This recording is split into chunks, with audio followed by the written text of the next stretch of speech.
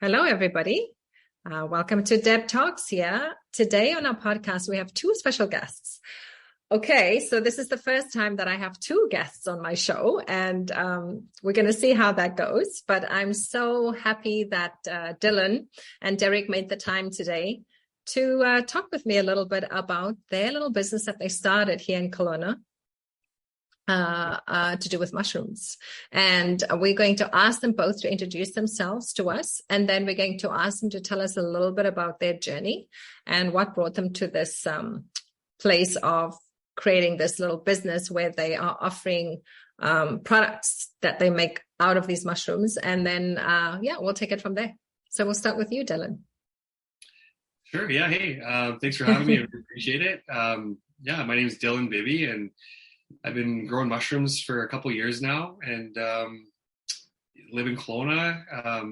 It's been quite the journey so far. We've started pretty small, and we're scaling on quite the speed here. We can't believe. But tell us where you started, Dylan. I started growing mushrooms in my basement. It was there you go. Personal hobby. It was just something that I was always intrigued in. I loved the process of it and wanted to learn more. And It's just my little townhouse basement project. We started there, and I think there's been many basement projects that started, like Apple. Yeah, right. Exactly. Because you have a passion for something doesn't mean it has to be, in a big building or anywhere really. Yeah. But what brought you to wanting to grow mushrooms? Like, what was that? What intrigued you? Yeah, it was more of a personal journey for me. I grew up with some different issues in my background, like a lot of people do. I actually struggled with a lot of anxiety and depression in my life, and I did hear that psychedelic mushrooms were something that can help with that. Obviously, it's not a mainstream thing right now, so that's kind of where I started was growing. It's becoming more mainstream now, actually. I just interviewed a guest actually last week, and she was talking about psychedelics and how taking that helped her through her grief because she had lost her son and trauma from many years that she's been carrying with her. So I think it's actually becoming more and more the norm because people are finding that sometimes traditional medication and the way that people have been trying to deal with anxiety and depression through drugs and stuff, isn't really, doesn't work for everybody. And so more and more people are turning to plant medicine. So, so that's what made you. That's really where it started for me. I had a lot of problems, like I said, and it actually ended up being I didn't really know how to communicate and how to express myself. So I actually leaned towards alcohol, like most people do. Yes. Which led to drug use and kind of ruined my life. So I knew there was a lot more out there for me, and I knew that I was meant to be something greater, and I didn't really need those poisons in my life, and that's really where I started to start focusing on that and wanted to kind of grow my own product and be able to kind of experiment with it and figure out what it meant for me. And that's where it started. So that's where it basically started. That's an amazing story. So then you and Derek founded the Fresh Pick mushroom business that you are expanding now. Yeah, that's great. And I have to say that actually I went to the market because sometimes I go to the market here in Kelowna, and I bought one of your products from Derek, but we didn't know each other yet that time. And it was funny because when he ended up coming to my yoga class, I'm like, you look familiar. And I think I bought this salt from you. And it was basically the Himalayan salt with mushrooms, and it's so good. Yeah. And, I was just like, oh my God, you guys make these amazing products. That's so good for us. So it was really, it was meant to be that we were meant to meet. And then of course I went exactly. And I thought to myself, well, I would love to interview you guys so that we can share. I always think that if we find something that works, that's good for us, that we should share it. And then even if only 1 or 2 or 3 or 4 or 5 people hear a message that can help them, then it was worthwhile for me. Because, when I do the podcast talks, I just call them Deb Talks. My main goal is to just help people to see that spirituality is part of our daily life. Mm-hmm. And so basically when I bought that product from Derek, like I can usually feel when a product has a high frequency, it resonates, right? So I was so impressed with this high vibrating quality products that you guys offer our community that I just wanted to interview you and know more. And hopefully, you know, when people hear this, that they will also check you out. We'll put your website and everything on the podcast. People can reach out where you guys are going to be. But I want to find out a little bit more, obviously, about how this expanded. Before we go into that a little bit, I'm going to give Derek an opportunity to introduce himself to our audience and then just tell people a little bit about your journey and how you connected with Dylan and then created this little mushroom business. Yeah, so I'm Derek Bergen. I've been on my spiritual journey for a couple of years now.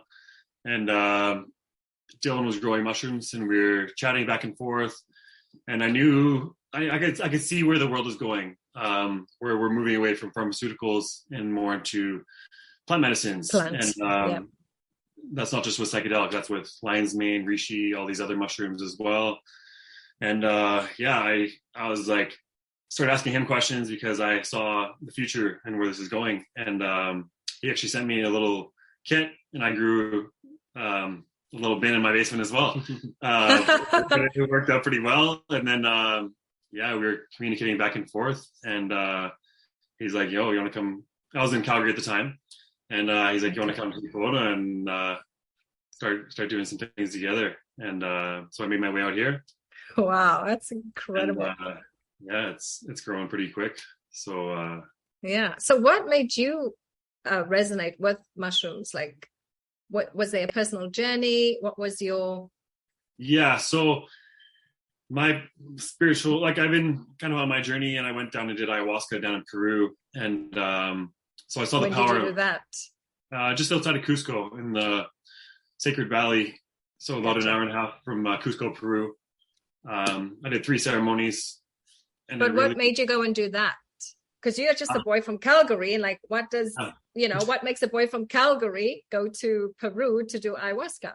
So back when I was like 20, first book I ever read front to back was The Secret. And like in high school and middle school, like I always cheat sheeted, got through books. This like never actually read a book. So,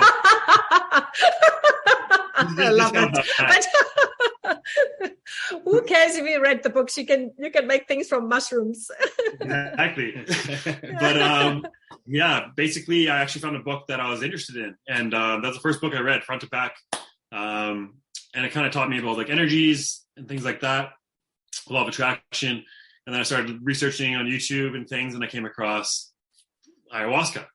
So ever since I was 22, I wanted to do it. And then as my life went on, you kind of go in phases where you're connected more with the spiritual, and then you're more in the material ego world. Yes, and correct. Then my life got driven by the fitness industry. I was competing, and then I started creating. I created a business, fitness apparel, where we had men and women's fitness apparel stuff, and that was all Instagram world and playing a part, looking at part, selling products. And gotcha. Eventually, it came to a point where I created this avatar and I was not happy who I was. And the calling was so strong. Like nothing mattered in my life. I had to go book this and go to Peru and do ayahuasca. The calling was very strong. And it was at a point in my life where I knew the shift had to happen now. It was like, you can't wait any more longer. No more weeks, no more days. You got to go now. And I'm thankful it happened because it was just before the lockdowns. I went January 2020. And a couple of months later, everything was locked down. So if I didn't go then, it would have been, who knows? It was meant to be. So, yeah. Well, that's pretty incredible. Yeah. Because like you said, we're having a physical experience, but we are also a spiritual being. And sometimes in our life, we find that we get pulled towards those spiritual things. And then oftentimes we get pulled in the physical things because I believe that the physical body we want to perpetuate the human race. And so there has to be this kind of inner wanting to be pulled by the body to do certain things. Mm-hmm. And then there's the spiritual body that, because in my own life, I also had that, like from a young age, I was like, oh, I was always very spiritual, but then, I had to go off and do these things and fall on my face and get up and then go back, to look for myself. And then it's a whole journey, And it's not right or wrong, good or bad, and everybody has that at a different stage in their life. We just never know. But it's great when the opportunities come along for those spiritual milestones. Like in your case, that ayahuasca experience would have been one of those. Because once you have such an experience, it just pulls you out of whatever funk you were in your life. Because the thing is, unfortunately, you know, in the physical world, there's never fulfillment, because everything is in flux, right? It's like there's a beginning, there's an end. Like you never know, everything is constantly changing. You can't even keep up with the change. And the physical body just wants everything to stay the same. I want, you know, to go home to the same person. Do you know what I mean? And it can't be like that, because life is in flux. And so for us the logical mind doesn't want to take that information in. And so we have to go one step up, which is because Einstein said you cannot solve a problem on the same level where it exists. So if you're making the problems up in your mind, in your logic, you can't fix it there. You have to find another frequency. And that's where plant medicine can take you. And there's many other techniques, of course, yoga, meditation, all those things. It just allows us to go out of that logic mind and into that pure consciousness, where you can truly meet yourself. And I don't think anybody can truly be fulfilled until you meet yourself. Yeah. Because when you meet yourself, then you can let go of all the facades that you put up. Yeah. And all the separation that the ego mind creates.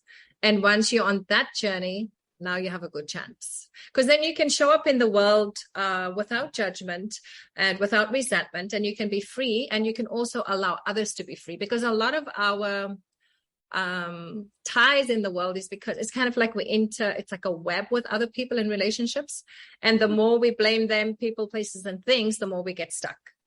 So the key is really to unlock yourself so that you can unlock others, and then all becomes free. Then you can show up in the world like, okay, this is me, I'm not the victim. So those are the experiences that ayahuasca, and of course mushrooms and meditation, all kinds of other breathwork, exactly. All of it works together. Again, it's connecting with the same source energy that we all are, you know. Right.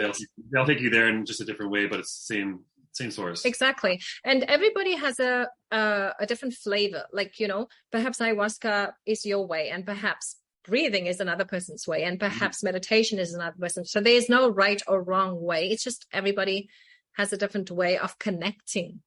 We're just walking through the forest. With a tool that's going to take you to your true self, because that's all we're looking for. We're only looking to connect with the true self. And so we're looking for that in the world through success and through money and relationships. And we can have all those things. There's nothing wrong in having those things, but thinking that they are going to fulfill you is really the issue, because they don't. There's nothing can fulfill you. Only you. That's your job. You cannot give that job to someone else. And then what we do is we give that job to someone else. And then when that person or thing can't play the role for us, we become so angry with them. Right? That's what I remember from my third ceremony, was like the exact one that I needed. But when I came back, out of body experience, came back to my body, I just remember like saying thank you like 100 times, and just so full of love. And that showed me that everything that I need, all the feelings that you look for out there, are all within me. They're always there, but we don't know how to connect with them, because the ego mind separates us from it. And then it starts looking for it outside of ourselves. And it's normal. Like if you don't know, you don't know. You're going to look. Think about it when you're first born. When the baby's born, it just needs the mother. It needs the milk from the mother, the care from the mother. And if it doesn't get that, it's not going to survive. So we do need that for a little while. But then after some time, we have to realize that now we have everything that we need within. But it takes a long time to understand that, right? Because we're so used to, from the time that we literally conceived, we're taking up the mother's womb. We're taking the mother's milk. We're taking. And we don't often know how to stop taking and understand that we now have all those things within us. So it's a transition, and just because we don't know, so there's no judgment when we do those things. But once you know, then you can change, right? And then you can have a different experience. Because when people are going through their life and they are in pain and suffering, and they keep repeating that same pain and suffering and thinking that somebody else is doing it to them, that's not okay. because your whole life can be about pain and suffering. Mm-hmm. So then you have to know that perhaps I have to change something within myself so that I can see with different eyes. And isn't that also true, Derek, when you come out of your experience of ayahuasca? I've never done it before, but I've done other processes, which is very similar. When you come out of such a deep experience, then you just know nobody did anything to you. You just know. And you just become free, and you just have so much love and compassion for yourself and for others too. Right. And so that's why when I came across you guys and the work that you're doing with the mushrooms, it's so beautiful for me. And apart from that, I was just so impressed that you are two young guys, like, you know, still so young and so awake. And it's really in our society, mostly, you know, we see females doing the work. And so it's so beautiful to see you guys doing the work, creating such high resonating, vibrant products. You know, I mean, that you can't just create those products. You have to have that frequency within you to be able to do that. So when I met Dylan and he told me about your business, I was like, oh my God, I think I actually bought one of your products without knowing that that's your business. So, you know, that was really, really cool. So basically you guys are taking the business now from having obviously a few products. And what else would you like to see, Dylan, from this little, what do you call it? Basement startup. Basement startup. Yeah, I love it. Basement startup. The basement startup is phase one's over. That's for sure. Yeah. No, it's I can't even explain the pace of play that we're in right now. It's been unbelievable. Once Derek finally, him and I were talking, and him and I made the decision to take this a step further, and he came out back to Kelowna. We had a little bit of, you know, a couple growing pains on where we're going to get this set up and how we were doing that. We actually started our farm out in Beaverdale, of all places. So it was a heck of a drive. It's like 2 hours, right? About an hour and a half. Yeah. Yeah. So we learned very quickly that wasn't going to work for a number of different reasons. Yeah. As soon as we started to work with some of these gourmet mushrooms, we realized how fast the process actually becomes once you get into the fruiting cycle of the actual mushroom. So that whole plan of us having a farm out there was just not plausible. So we ended up finding a place out in Lake Country, which is a lot closer for us. Yeah. And literally but we didn't have a building up in Beaverdale. We had a building. When we came down, we didn't. So. So we kind of gave up the building. This is leading into a story. It's a good story. Okay. Yeah. So we kind of, you know, we said, okay, let's downgrade in a sense. And him and I put some cash together, and we bought a 45-foot Secan, which was actually very expensive because of COVID and the demand for Secans all of a sudden. So you know, we're like, this was a good sign that, you know what, we're very serious about it. Let's put some serious money down and let's do this. We started in a Secan in a car tent outside. In the middle of winter. Oh my God. Just how it lined up. So we got this thing moved onto property. Derek and I were not construction workers. We are now, that's for sure. I love it. Built this Secan. We put insulation in the whole place and got it all together. We were ready to operate, ready to scale this thing up. And then I lit the building. I lit it on fire. I lit the 45-foot Secan on fire and burned it to the ground. A whole tent. So it's a 45-foot Secan. I mean, was that by accident? Yeah. Not on purpose. But the midsection, there's about 10 feet or so that was torched. The ceiling to ground. We just got it all insulated. It was nice, ready to go. Yeah. And then Derek had left for the day, and I was trying to be proactive on something. Yeah, I was trying to move some things into place and just get things done. And again, we were running cords, like extension cords from the house that the property was on. Yes. And I guess I moved something and pinned a extension cord up against a wall, and it sparked. And there was boxes below it. And boxes below it, and it just torched it all. I'm thankful though, because it's a sea can, so it actually put itself out because of lack of oxygen in the actual can. Did you guys have insurance? No insurance. We showed up the next morning, and we thought it was still burning. Yeah. So we like smelled smoke, and then we opened the door, and it's like crazy, billowing. It was warm. Yeah. I'm sure you didn't laugh at that moment, right? Because this was like a disaster. We had a day where we thought we were just going to give up. Because we're like, wow. This is really hard. So, we're in there. It's minus 20 outside now. It's winter. It smells like smoke. It's disgusting. There's soot all over you. There's no heater. You lost all your mushrooms. There's no mushrooms. No mushrooms. Yeah. No mushrooms.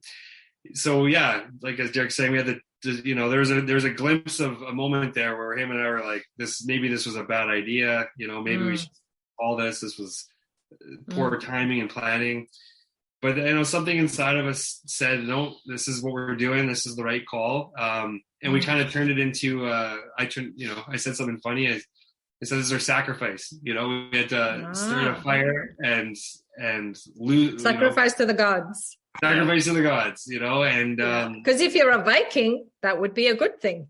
Exactly, right? So that's the kind of play we did with it, and we had 2 miserable weeks where we hauled out all the burnt materials. We put in more money into buying, the proper paneling to get it back in place, and took a couple deep breaths and ran an air scrubber through there for quite a while to get the smoke smell away. I didn't taste any smoke in my salt that I bought from you. Be smoke free by now. Yeah. That was past the growing. I was growing in the new world. Yeah. Oh my God, that's hilarious, guys. Yeah, this was all at the beginning. So yes. This was mid January, I guess. But we, kept our heads up high, and we got it all fixed and got it put in place, and got the shelves in there, and we just trucked away, and we that's when things started to get pretty wild, because we didn't give up. The universe threw a curveball at us, and we didn't let it affect us. We just put our heads down and kept grinding, and yeah. And what about if you are growing a business, obviously, you could also get some investors perhaps, right? Yeah. Again, this is how things kind of went for us. There's probably going to be some room for some investing as we expand to the next phases. Call me. Yeah. Yeah, totally. But at the beginning, we decided that, we put a lot of work and effort in, a lot of our cash up front. And then we started growing mushrooms, and honestly, every mushroom we grew was sold. We couldn't really keep up with that. So we started pretty much doubling our sales week after week. Yeah. And then that's when things started getting kind of crazy for us. We're like, hey, do we need to be finding investors, or maybe we just need to just let it organically grow? And I'm actually thankful that we did that, because it's Derek and I's company. We're 50-50. There's nobody else yet with it, so it's our own baby. We've done a lot of work for it, and from having that sea can and those tents, we expanded. We got another sea can, another tent, and then we dove all in. There's a 2,000 square foot building on the property that we were working on, and the owner was going to be using it for something different, and it just wasn't working out for him and his plans. And Derek was actually the one that gave me the confidence. Because this is the kind of the next scale where it's not in my basement anymore. It's not a, kind of a little scary.